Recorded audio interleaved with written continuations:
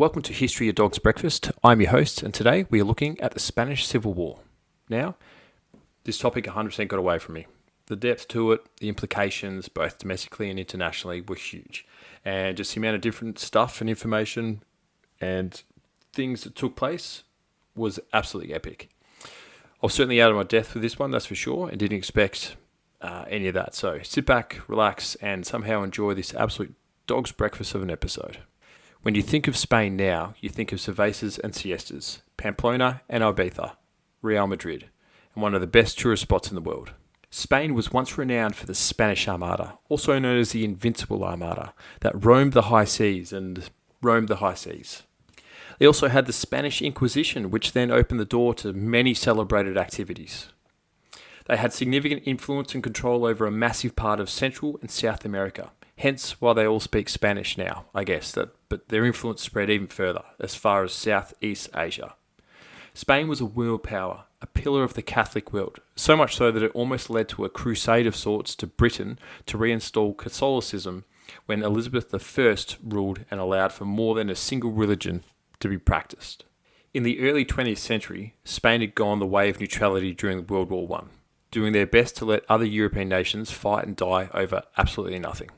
Some would argue that the Spanish did still have a massive impact on the world at the closing stages of the Great War, with the often misnamed Spanish flu, which should have been called the Kansas flu, given the first recorded case was in Kansas, America, in March 1918.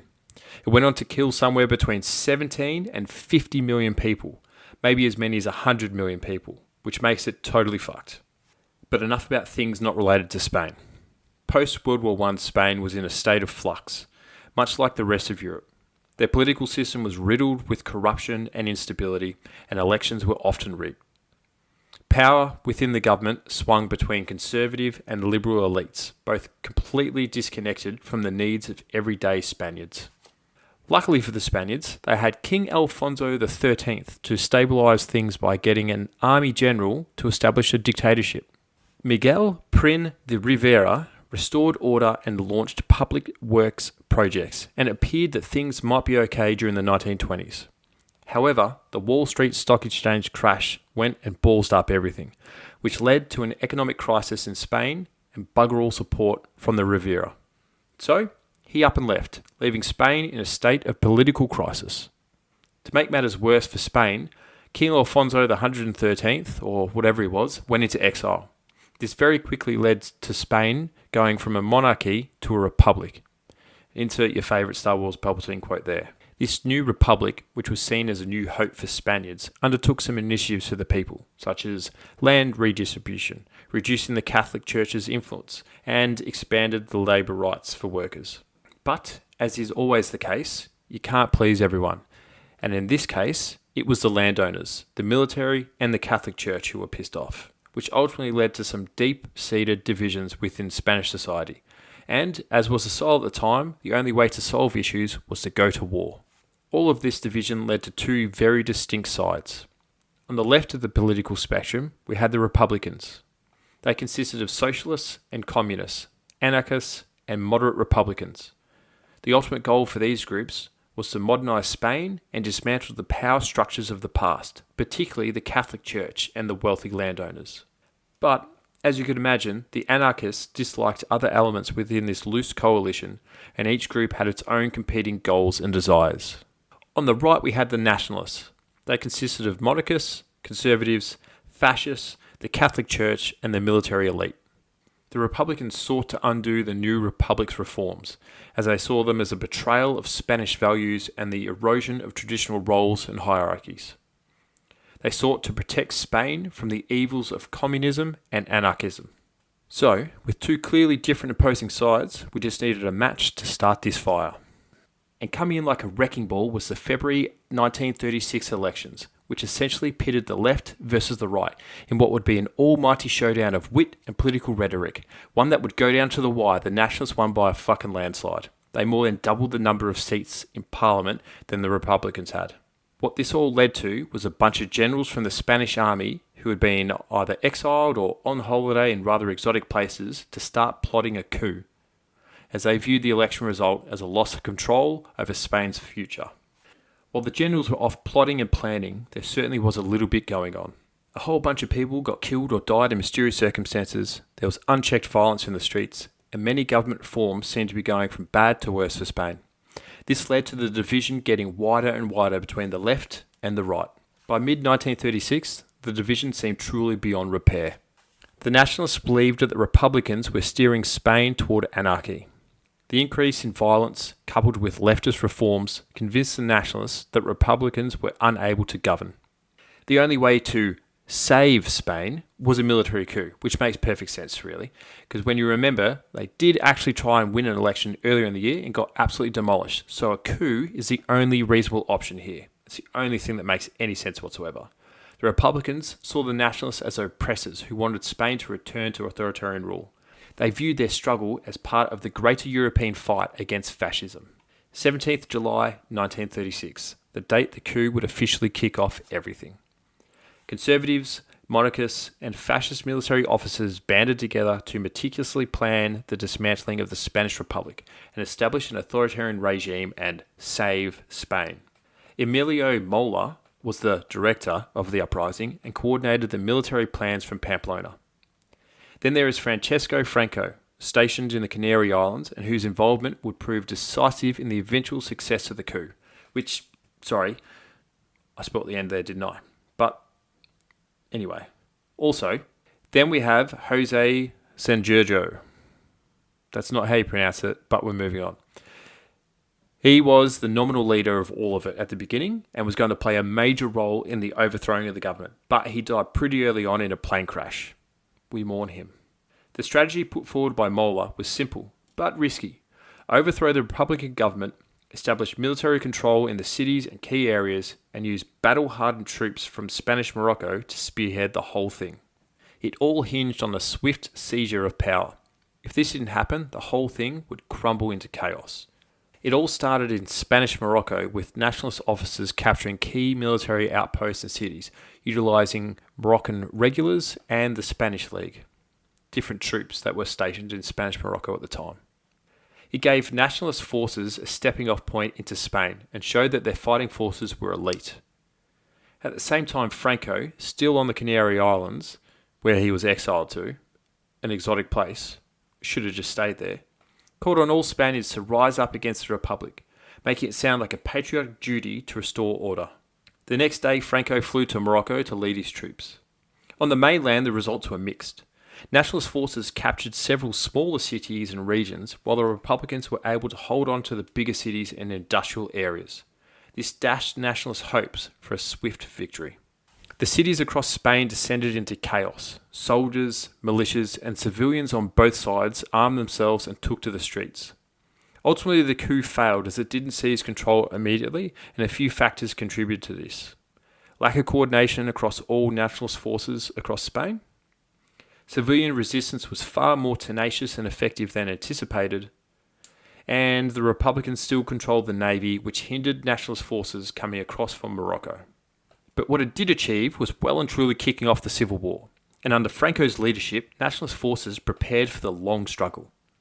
For the Republicans' part in all of this, they showed early signs of the hard fighting that would be needed over the coming years, and they gave themselves a serious fighting chance. So much of a fighting chance, they were able to hold out in some places for years, 3 years. They held out for 3 years. That's why the Civil War goes from 1936 to 1939. Again, spoiler alert. And while I'm on that, spoilers, Jesus dies at the end of the Bible and Bruce Willis was dead the whole time. Anyway, moving on. But before we crack on with the war itself, we need to touch on the role of the international players in this whole thing.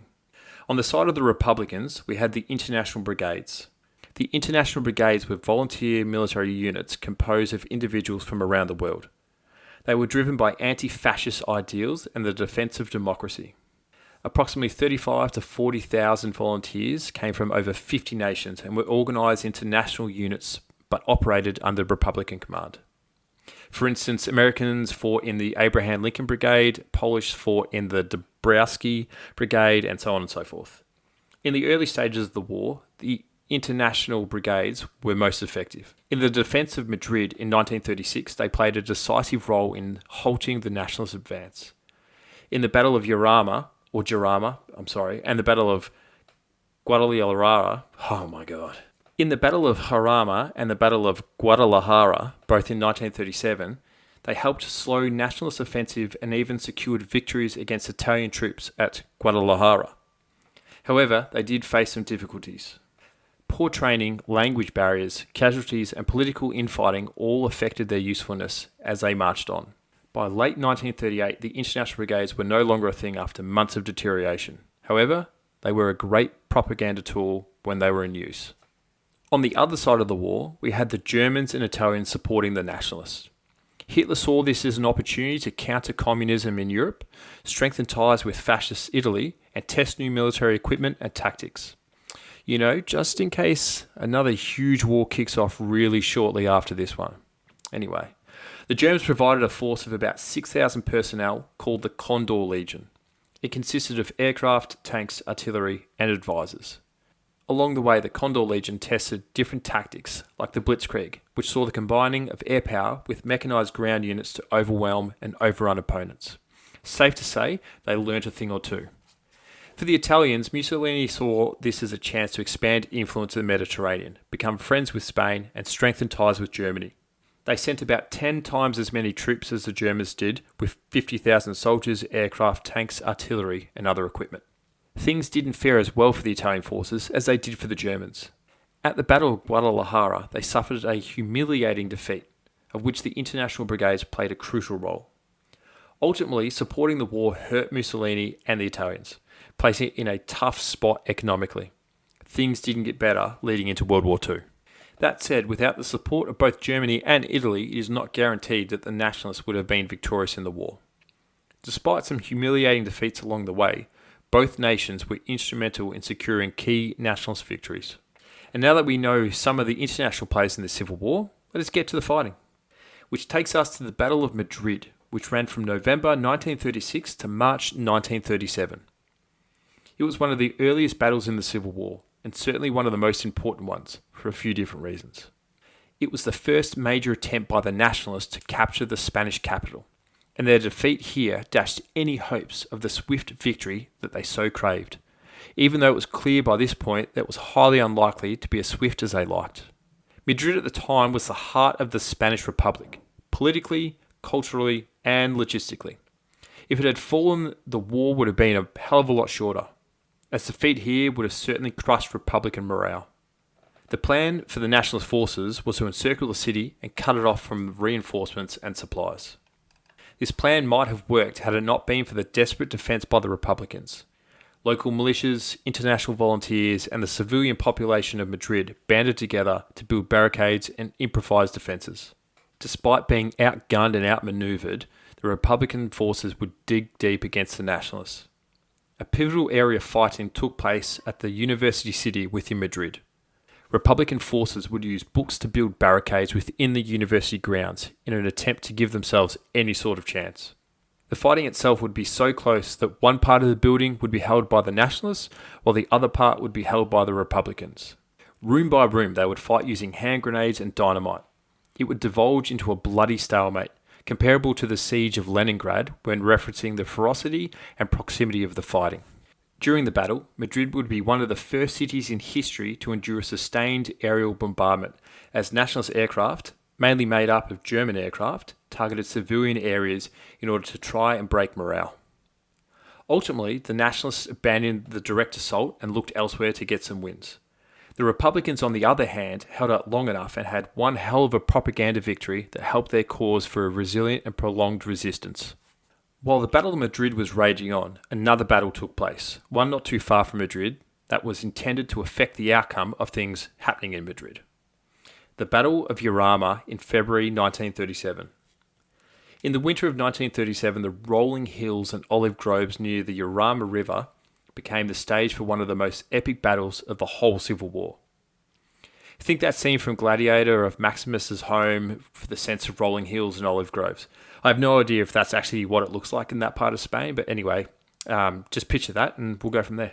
Anyway, this area was a natural barrier around the east and southeast of Madrid, as there is a river running through there, and this area is of strategic importance for reinforcements and logistics.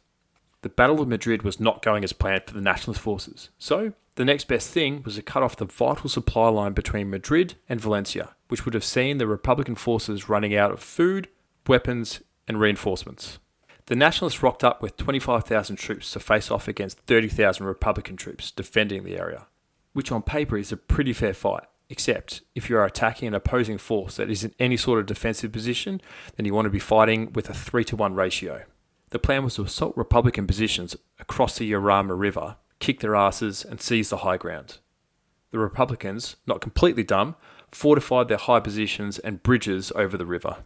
Artillery and aerial bombardments were the driving force for the Nationalists, which, as you can imagine, helped considerably. So much so that the Nationalist forces had captured key ground, including Pingarren Hill, I've mispronounced that anyway, which by the time Nationalist forces had taken, it was nicknamed Suicide Hill, I can pronounce that one, owing to the wildness of the fighting. For the Republicans' part of it all, they counterattacked hard. Utilising the international brigades, they fought tenaciously, often doing charges against counter-charges across open ground. I guess hence why it was called Suicide Hill. After nearly 3 weeks, the Nationalist forces failed to cut off Madrid's supply line, and both sides had carved up the other with combined total casualties over 20,000 people. However, in terms of overall importance, no battle was more important in the Civil War than the Battle of the Ebro. Fought along the arid and rugged terrain of the Ebro River in northeastern Spain, it was the longest, largest, and most devastating battle in the whole war. It was a desperate and ultimately futile attempt by the Republican government and forces to reverse the tide of the war. Despite some heroic defensive stands by the Republican forces, they were certainly losing more and more control. This battle encapsulates the ideological, military, and human dimensions of the war. By mid-1938, Franco's nationalist forces had made significant gains and had cut the Republican-held areas in two. For the Republicans, morale was faltering and the conflict was on a knife's edge. The Republican government wanted to launch a counteroffensive to relieve pressure on Republican-held areas, reconnect Republican-held areas, and to gain a propaganda victory to rekindle international support. In regards to the strategic importance of the area, the Ebro River, the longest in Spain, it formed a natural barrier between nationalists and Republican-held territories. The Republicans' plan was to cross the river, seize nationalist-held positions, and force Franco to divert troops from elsewhere, potentially opening up other areas to be exploited by the Republicans. For their part, the Republicans had about 80,000 troops, and the Nationalists had about 90,000 troops. However, the Nationalists had some heavy-duty aircraft from Germany and Italy, which seems like cheating, which they've been doing for most of the war. So the battle itself kicked off on the 25th of July 1938, and was an initially successful Republican assault. Under the cover of darkness, the Republican forces launched a surprise crossing of the Ebro, overwhelming Nationalist forces and capturing key positions. Which is not too bad when you're going against forces that are cheating. However, the Republicans couldn't secure their gains, and they couldn't establish supply lines, which is bad. It is very bad. Over August and October, the battle devolved into a stalemate, once Nationalist forces had flooded into the area. They counterattacked and counterattacked, but the Republicans dug in along the rugged hills and sparse vegetation. But this only added complexity to an already bad situation for the Republican supply line issues. Sensing that the Republicans might be struggling due to dwindling ammo, food, and medical supplies, the Nationalists launched an almighty counteroffensive in late September. Using their cheat code of epic air support and artillery, the Nationalist forces pounded the Republican positions over and over. All of this led to the Republican forces having to conduct a slow retreat, and by the end of November, the Nationalist forces had retaken all of its lost territory and sent the Republican forces packing back to the other side of the Ebro. The aftermath of the battle was devastating for both sides in different ways. In terms of casualties, Republicans sat at a staggering 75,000 casualties and the Nationalists at 60,000. The Republicans' best troops and far too much of their resources were decimated, leaving them without the ability to mount any more large-scale offences, crippling their war effort. The area would also fall into Nationalist hands not too long after the end of the battle. This, with the shattered morale, completely undermined the Republican international credibility, leaving them without any more supplies or equipment or troops from other nations. It was truly the last major offensive by Republican forces, and the beginning of the end for the Republic government. While the battle again highlighted the resilience and fighting spirit of the Republican forces, it was no match for the superior firepower of the Nationalists. It also showcased modern warfare, combined arms, infantry, artillery, and air support, and how effective it could be when utilised correctly. The battle also showed the international community had completely given up on the Republic government and had pretty much accepted that fascists were going to take over.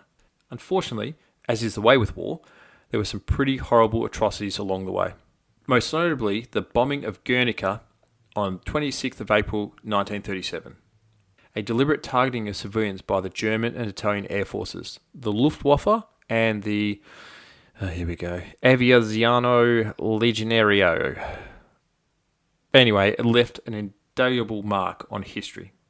Guernica, a small town in northern Spain, held no real strategic importance, given it held no military hubs or garrisons. However, it was of symbolic importance to the people of the Basque region, and its destruction could severely demoralise Republican forces and civilians in the area. Plus, it was a good opportunity for German forces to test new bombing techniques. Around 4:30 p.m, high explosive and incendiary bombs were dropped targeting bridges and escape routes to trap civilians. For the next 3 hours, Guernica was carpet bombed and escaping civilians were strafed. If buildings, roads and infrastructure wasn't destroyed from the bombing, the subsequent fire consumed what was left. The death toll ranges from 1,600 to 3,000. 70% of the town's infrastructure was destroyed, including cultural and historical sites.